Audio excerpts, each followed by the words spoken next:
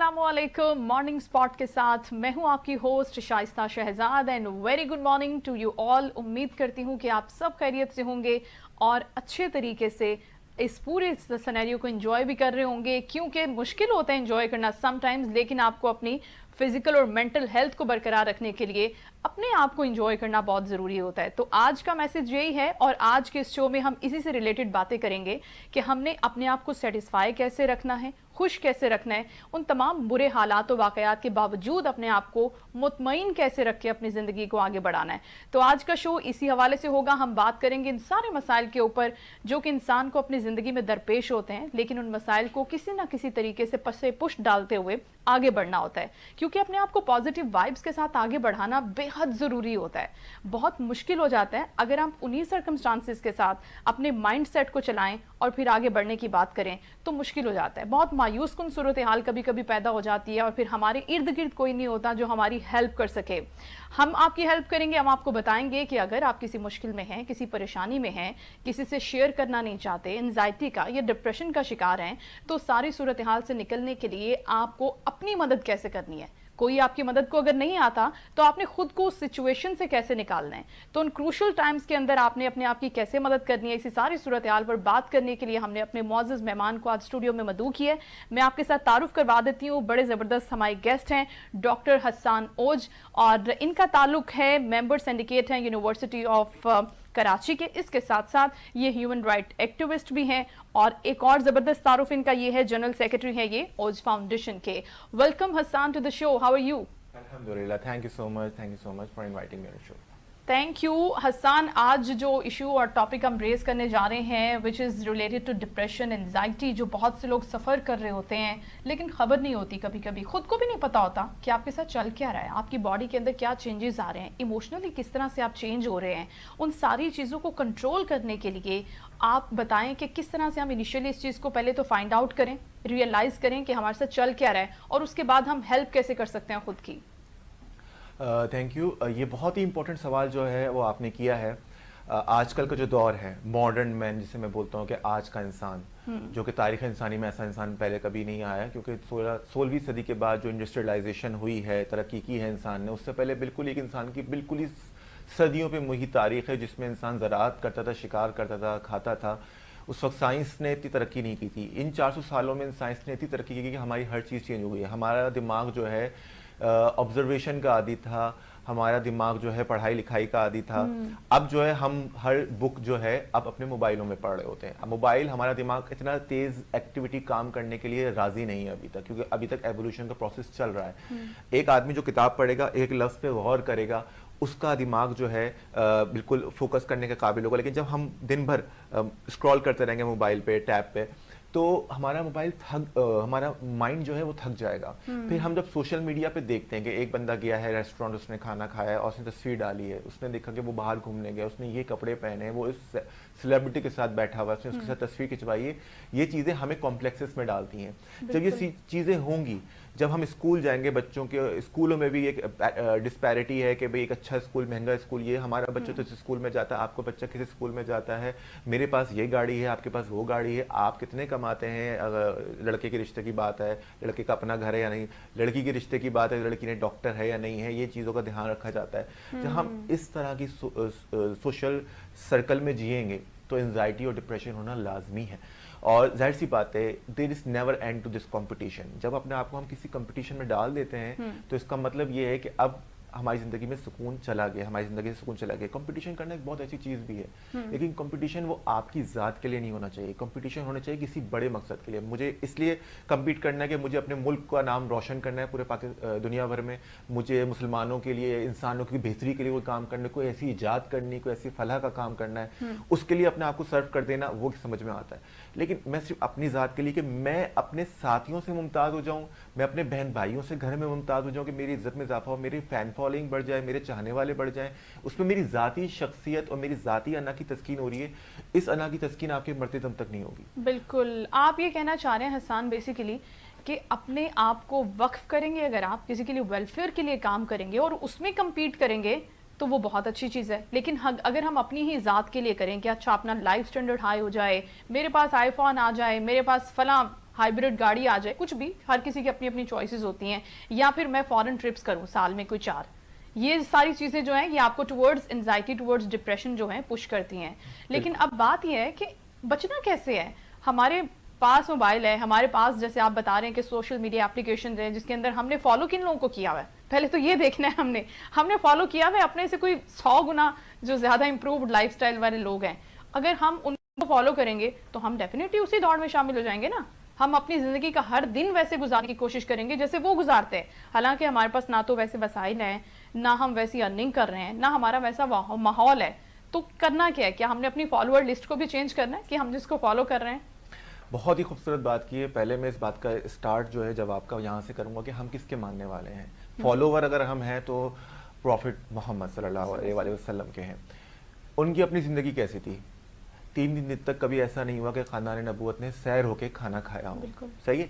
और उन्हीं के साथ उनके साथी हैं उस्मान गनी, उन्हीं के दामाद भी हैं, उनके माशाल्लाह माली हालात बेहतर थे। क्या वो कंपटीशन करते रहे आपस में कि भाई नहीं मुझे अपने दामाद से ज़्यादा अमीर होना है, या मुझे जो है क्या कहते हैं मेरे पास खाना नहीं है। ये चीज़ें इस तरह नहीं देखी जाती। हम पहले तो उनके मानने वाले हैं। अब जब हम उनके फॉलोवर हैं, अब हम अपने आप को यहाँ पर रख के देखें अगर 2 मिनट के लिए, तो हम अपने लोगों से किस बात तो कंपटीशन। अभी आपको एक बीमारी होती है, अभी आप जा रहे हैं रोड पे, आपको हादसा होता है, एक्सीडेंट होता है, आप मर जाते हैं, कंपटीशन कहाँ जाएगा आपका। तो ये चीज़ें बहुत ही सानवी हैं, बिल्कुल ही अननेसेसरी हैं, जिस कंपटीशन में हमने अपने आप को डाला हुआ है।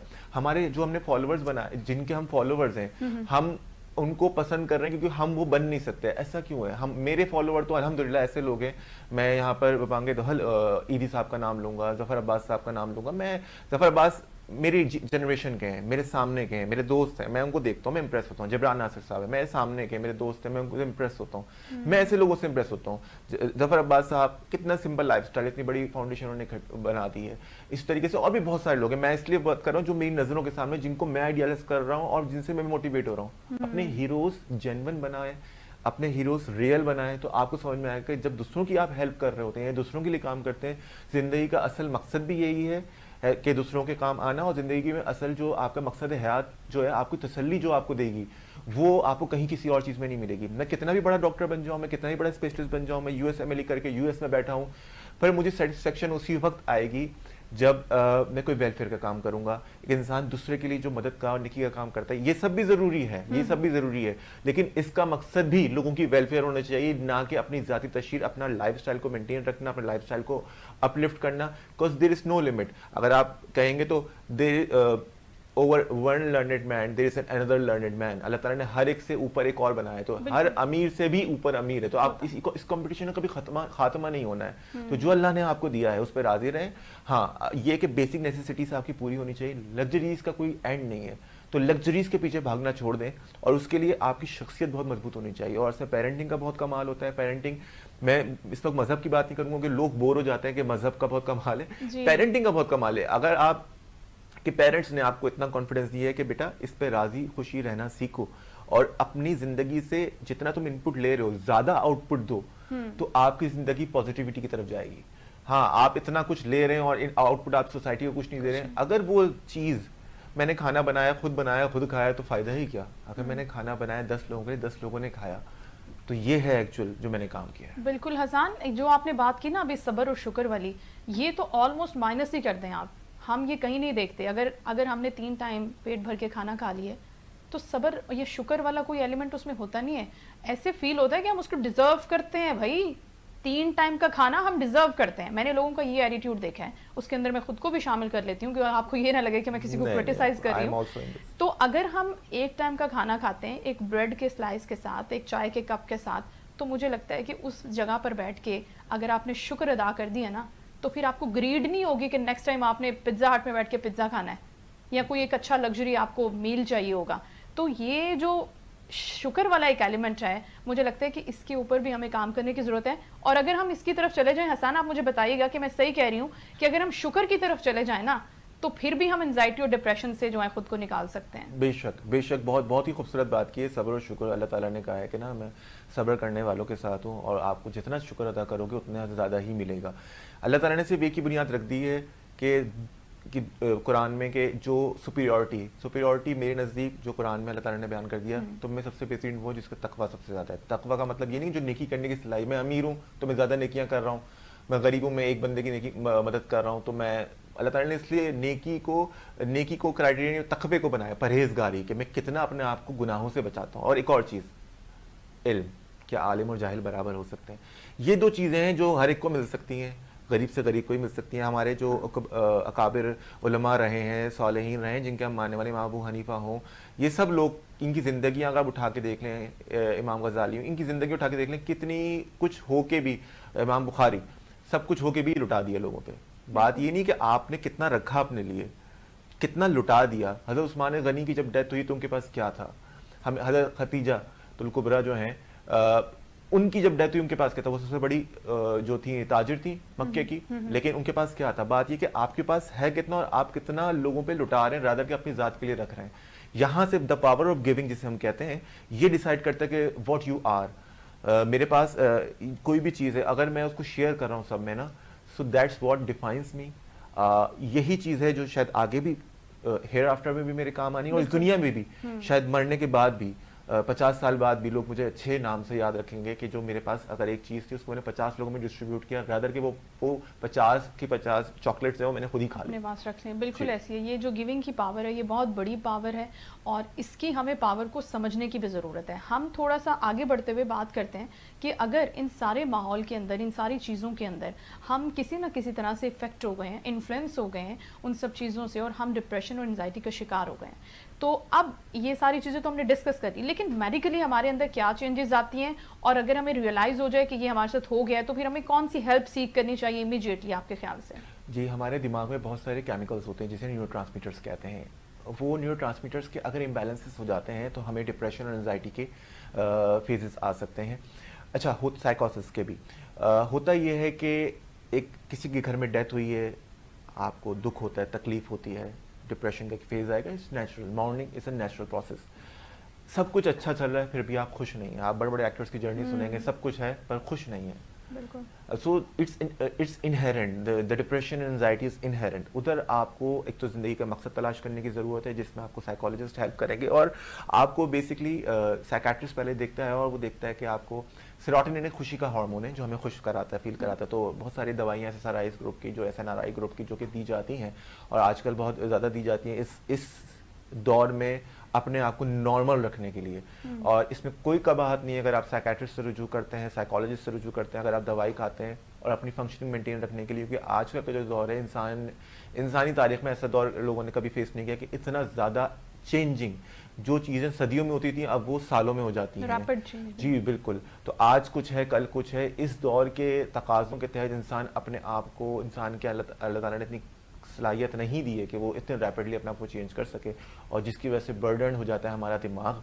जब हमारा दिमाग बर्डन हो जाता है तो ज़ाहिर सी बात है हमें फिर न्यूरोट्रांसमीटर डिस्टर्ब होंगे और हमें फिर हेल्प की ज़रूरत है। तो दवाइयाँ हमें यूज़ भी करनी चाहिए, इसमें कोई कबाहत नहीं। अगर साइकेट्रिस्ट एडवाइस कर रहा हो, साइकोलॉजिकल काउंसलिंग के लिए अपने आप को अवेलेबल रखना चाहिए अगर हमें कभी ऐसी ज़रूरत पेश आती है।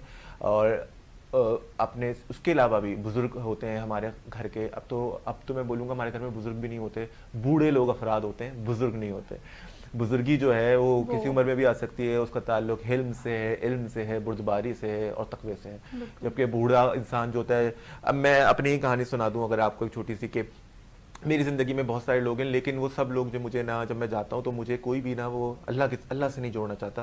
वो मुझे कहता है बेटा बाहर जाओ, तुम पाकिस्तान में क्या कर रहे हो, करियर बनाओ, कैरियर बनाओ। वो मुझे पैसा, कैपिटल की तरफ लेके जा रहा है। तो उनको बुजुर्ग आपने डिक्लेयर नहीं, मैं उसकी जिंदगी का वो उसके लिए क्राइटेरिया, यार्डस्टिक क्या है? कैपिटल। मैं किसी की इज्जत कर रहा हूँ कि इसके पास कैपिटल है, वो कितने बड़े घर में रहता है, उसके पास कितनी बड़ी गाड़ी है, उसका क्या इन्फ्लुएंस है। मैं इससे, इन चीज़ों से लोगों को जज कर रहा हूँ। नो, फॉर मी मेरा ज़ाती क्राइटेरिया कुछ और है। तो आप जो क्राइटेरिया डिफाइन करते हैं दूसरों के लिए, वो ही आपकी शख्सियत की अक्कासी कर रहा होता है।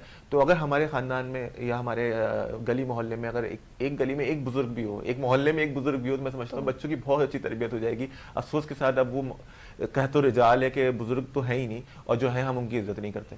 बिल्कुल। और हम उनको फॉलो ही नहीं करना चाहते। अगर हमें कोई ऐसी पीस ऑफ एडवाइस मिल जाता है, जिस तरह से आप बता रहे थे कि आप बहुत से लोगों से मिलते हैं तो वो आपको क्या बताते हैं, लेकिन अगर उसी टेबल पर या उसी जगह पर हमें एक ऐसा बुजुर्ग मिल जाए जो हमें बोले कि बेटा 5 वक्त की नमाज पढ़ लेना, इससे भी बड़ा सुकून मिलता है।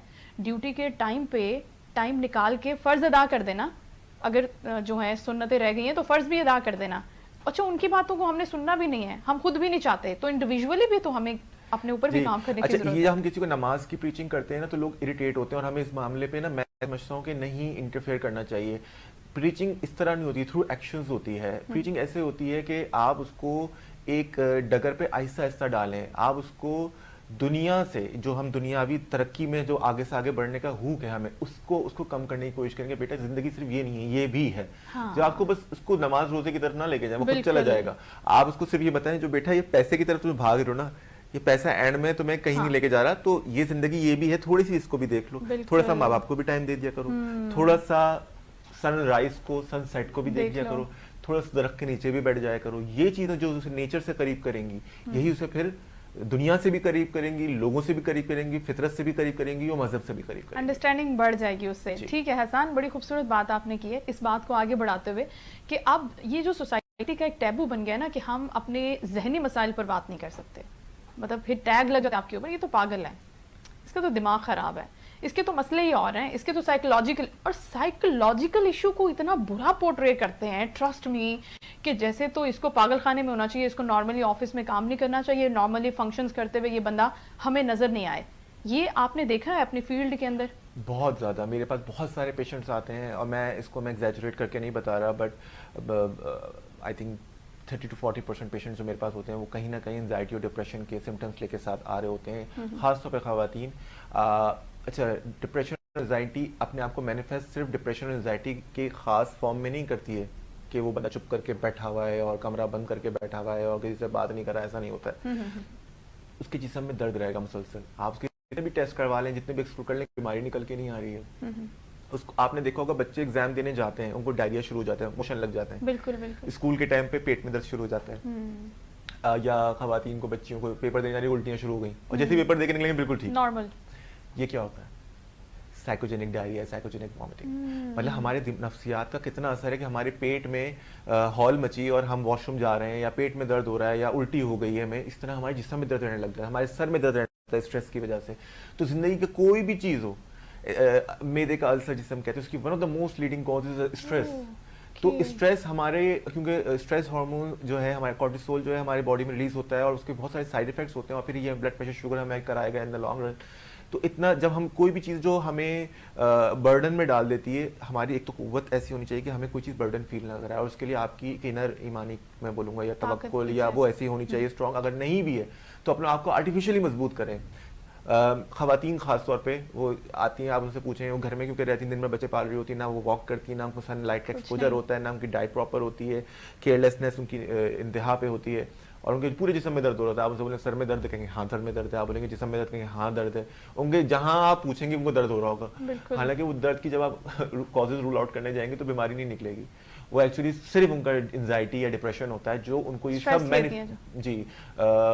मैनिफेस्ट कर रहा होता है। फाइब्रोमाइल्जिया बाकायदा उसका डायग्नोसिस है, जिसमें बहुत सारे पेन के पॉइंट्स होते हैं, जबकि उसमें डायग्नोसिस कुछ नहीं आता, सिर्फ स्ट्रेस की वजह से। अगर आप उनकी एंटी एंजाइटी या डिप्रेशन स्टार्ट कराएंगे, उनके सिम्टम्स में बहुत बेतहाशा फर्क आएगा। मैं बहुत सारे पेशेंट्स की स्टार्ट कराता हूँ, और उनको बहुत ज़्यादा फर्क आता है, उनको नहीं पता होता कि वो किस तरह ठीक हो रहे हैं। फिर मैं उनको बाद में बताता हूँ कि जो आपको मैंने जो दवाई दी थी, ये जो है एक्चुअली आपको सिर्फ रिलैक्स करने के लिए थी, और इससे ही आपकी बीमारी ठीक हो गई, तो आपको एक्चुअल बीमारी नहीं थी, किसी मेडिकेशन में जाने की आपको जरूरत नहीं है। तो देखें ये कितनी अहम इंपॉर्टेंट बात है।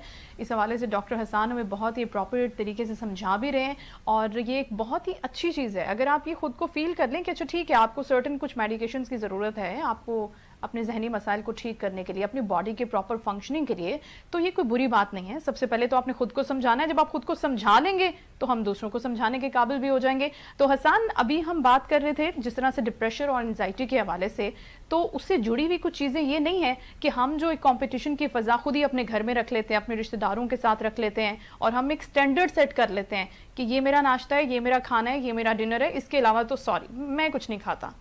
बिल्कुल।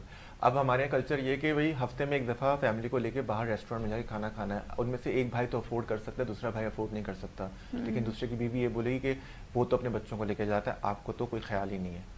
उसको नहीं पता उसको शौहर बाइक पे जाके किस तरीके से रगड़ खा रहा है, कितनी आलूदगी में काम कर रहा है, नॉइस पॉल्यूशन में वो जॉब करके आ रहा है, थका आ रहा, और आप उसको ये ताना सुना रही हैं।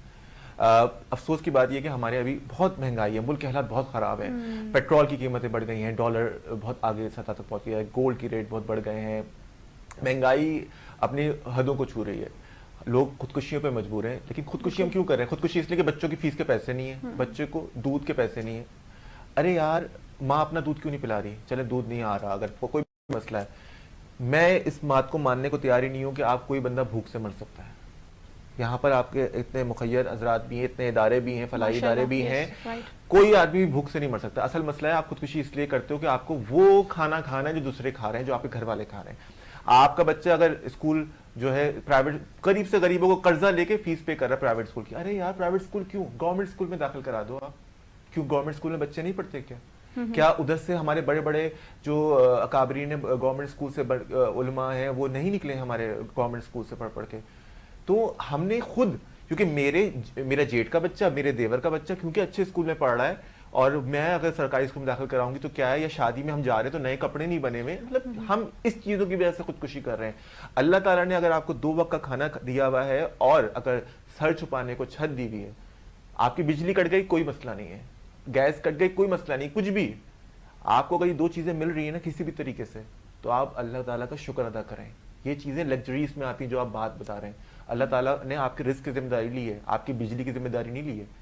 तो हमें इन चीज़ों का जरा एहतमाम रखना चाहिए कि क्या चीज़ ये आज के तौर के लिए बहुत ज़रूरी है, लेकिन इतनी नहीं कि हम खुदकुशी कर लें या अपने बच्चों को मार दें।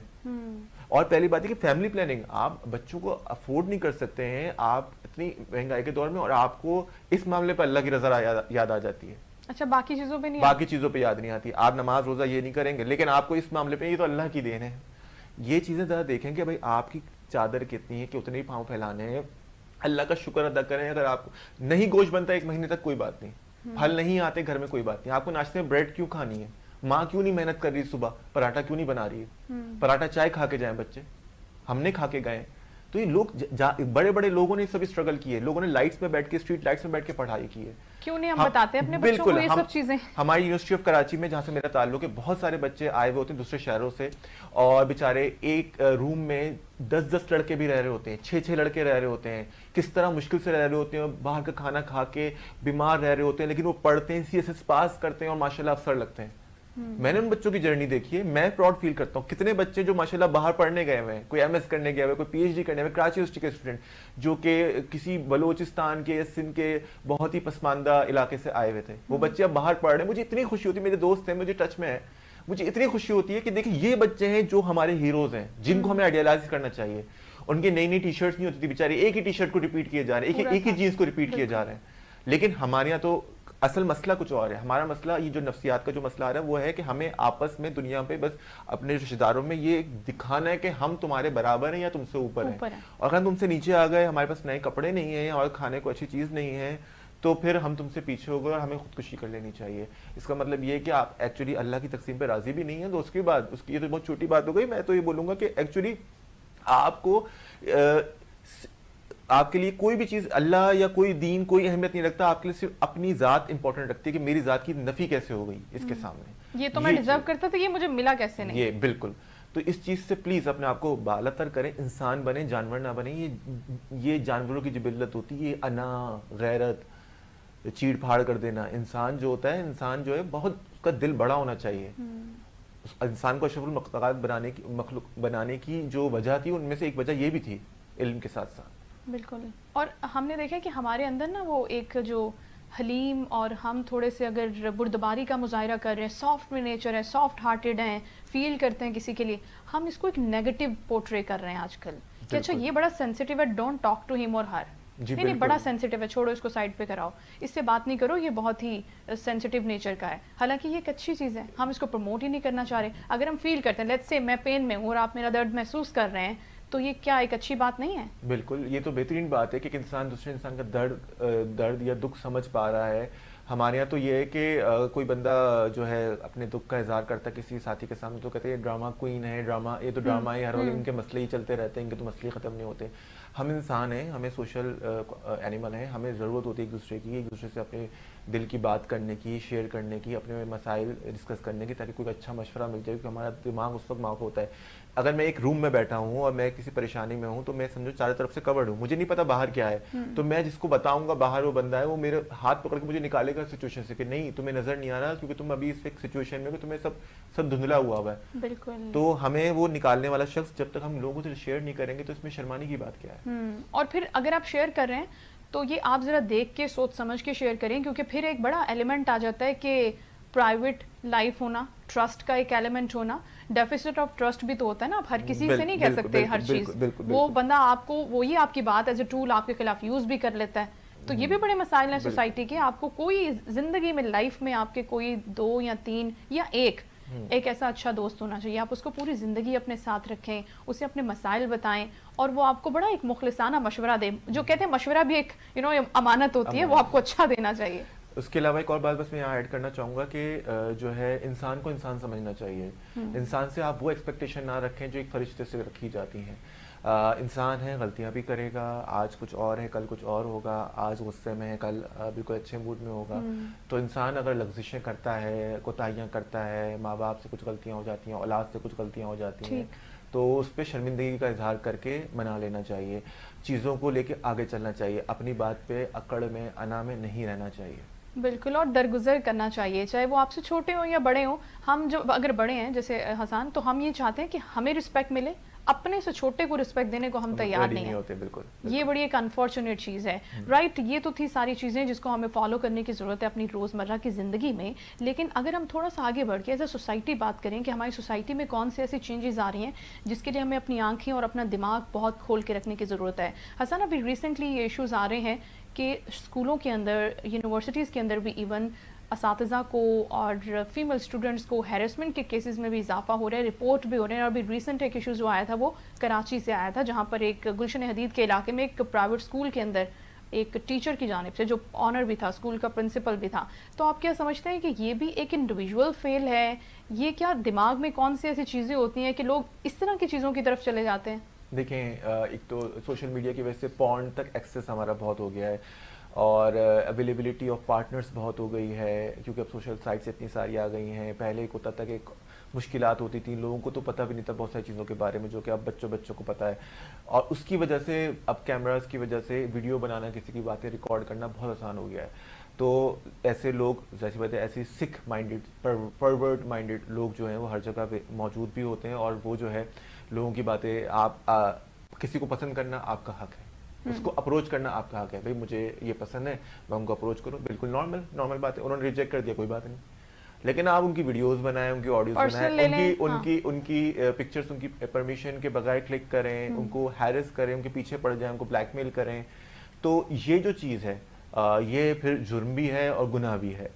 किसी को पसंद करना, उसको पसंदीदा का इजहार करना बिल्कुल एक नॉर्मल सी चीज़ है, एक अच्छी चीज़ है। और मैं इंकरेज भी करता हूँ स्टूडेंट जो आते हैं कभी कोई सिचुएशन में, तो मैं कहता हूँ कि नहीं बेटा, अगर आपको पसंद हो आप बोल दो जाके उससे, it's a very positive thing. इसमें कोई शर्म की बात नहीं है, हमें कोई अच्छा लगता है हम उसको बोल देते हैं, इजहार कर देते हैं। रिजेक्ट होने होगी कोई बात नहीं, लेकिन जब रिजेक्शन होगी उसके बाद भी आप उसके पीछे पड़े रहें और फिर आप गैर कानूनी और गैर इखलाकी तरीके अपनाएं उस चीज़ को हासिल करने के लिए, तो यहाँ पर है वो क्राइम भी हो जाएगा और सिन भी हो जाएगा। और क्राइम, सिन तो खैर अल्लाह और हमारा मामला है, लेकिन क्राइम जो है that is something that is needs to be deal with the law. और ये कि सोशल मीडिया के और मोबाइल फ़ोन्स और इन सब चीज़ों के आने के बाद ये स्कूलों, कॉलेजों, यूनिवर्सिटियों में इस तरह के केसेस बहुत सारे हो रहे हैं। लोग इसको मिसयूज़ भी करते हैं इस तरीके से कि फॉर एग्जांपल एक स्टूडेंट है, उसने उस्ताद ने नंबर अच्छे नहीं दिए तो उसको ब्लैकमेल किया, एक सेटअप किया एक लड़की का, और जिससे दोस्ती करवाई और फिर जब प्रपोज किया तो उसको बदनाम कर दिया। ऐसे भी वाक़यात हो जाते हैं। लेकिन मेजॉरिटी ऑफ को जेन्युइन तो यही है कि मर्द जो है, क्योंकि अल्लाह ताला ने शायद उसके अंदर इतनी ज़्यादा वो रखी है, अलग तरह की पर्सनैलिटी डोमिनेंट, कि वो समझता है कि हर जो चीज़ वो पसंद करता है उस पर उसका हक है और वो उसको बाय हुक और बाय क्रुक लेगा। अगर नॉर्मली उसकी बात नहीं तस्लीम की जा रही है तो वो इलीगल मीन्स के थ्रू उस बात को लेने की कोशिश करेगा, तो जो कि बहुत ही गलत है और इस पर बिल्कुल सख्त कार्रवाई भी होनी चाहिए। और लेकिन इन वजूहात की बिना पे बहुत सारे गलत प्रोपेगेंडाज भी होते हैं। तो मैं समझता हूँ FIA को बहुत फ़ाल होना चाहिए और इन चीज़ों की रिपोर्ट को जल्दी हल करे, रादर के किसी बंदे को विक्टिम बना के जो है अननेसेसरी विक्टिम भी होते हैं ना, तो उनकी ज़िंदगी तबाह हो जाती है। ऐसा भी हुआ है। तो किसी गलत इल्ज़ाम में किसी से बदला लेने के लिए लोगों ने इल्ज़ाम लगा देते हैं, तो वो उसमें भी ज़रा जल्दी फैसले करें, जल्दी, क्योंकि इन्वेस्टिगेशन जल्दी हो सकती है, ऐसा नहीं है। और फॉरेंसिक से बातें सामने आ जाती हैं। हाल एक और वाकया भी हुआ था जहाँ फॉरेंसिक से पता चला कि उस तरह के वाकयात जो था वो एक्चुअली वो नहीं था जो पोर्ट्रे किया जा रहा था। तो ये चीज़ें जो हैं, जैसे अभी स्कूल का वाकया है, इस पर भी इन्वेस्टिगेशन चल रही है, तो जल्द से जल्द तकरीबन हो ताकि हमें पता चले कि एक्चुअल मामला क्या था, जो कि एंड में पता चलता है कि भाई, जिससे कि एक बहुत मशहूर केस था मुख्तार अमाई वाला केस, उसके बारे में भी बहुत अरसे तक कुछ नहीं पता था और बहुत सालों के बाद हमें पता चला कि नहीं, एक्चुअली वो तो विक्टिम नहीं थी शायद, और अदालत के बकौल, और वो विक्टिम नहीं थी। तो ये चीज़ हमें पता नहीं थी। तो इस तरीके से, और ज़िंदगी भर जो जिन लोगों की ज़िंदगी तबाह हो गई उस वजह से, उसको भी देखना चाहिए। बिल्कुल, अदालत ने भी इस हवाले से कहा था कि आप अगर एक मुल्जिम को, जिसके ऊपर एलिगेशंस हैं, उसके ऊपर अंडर इन्वेस्टिगेशन है वो, आप उसको जेल में रखते हैं, उसका नाम सोशल मीडिया पर चलना शुरू हो जाता है, उसकी पूरी फैमिली, उसका पूरा बैकग्राउंड सफ़र कर रहा होता है, उसके नाम के साथ जुड़े हुए जितने भी लोग हैं, आप देखें ना कि वो किसी पब्लिक गैदरिंग में नहीं जा सकते, उनके अपने मसाइल फिर शुरू हो जाते हैं। तो तब जब तक आपकी इन्वेस्टिगेशन कंप्लीट ना हो जाए, आप उसको मुकम्मल प्राइवेट रखें, और अगर उसके ऊपर साबित हो जाए कोई चीज़ तो फिर आप उसको डेफिनेटली लेकर आएँ। लेकिन अब सवाल ये है यहाँ पर कि कितनी इफ़ेक्टिव चीज़ें हैं ये, कितनी विजिलेंट है हमारी पुलिस, हमारे इदारे इन चीज़ों को रिजॉल्व करने के लिए, या फिर यहाँ पर मैकेनिज़्म की और बाकी सब चीज़ों की, इंटेलिजेंस की, सब चीज़ों की कमी नज़र आती है, क्योंकि केसेस इतना टाइम पड़े रहते हैं, इतनी देर लगी होती है, इतना लाइन में लगे होते हैं लोग इसके लिए। मैं समझता हूँ कि एक्चुअली केसेस की भरमार भी बहुत है और हमारे पास उतने लोग हैं नहीं, लिमिटेड सेटअप होता है। और अगर मेरे पास में 2 डॉक्टर्स बैठे हैं और यहाँ पर 1000 पेशेंट हो, हम कैसे देखेंगे?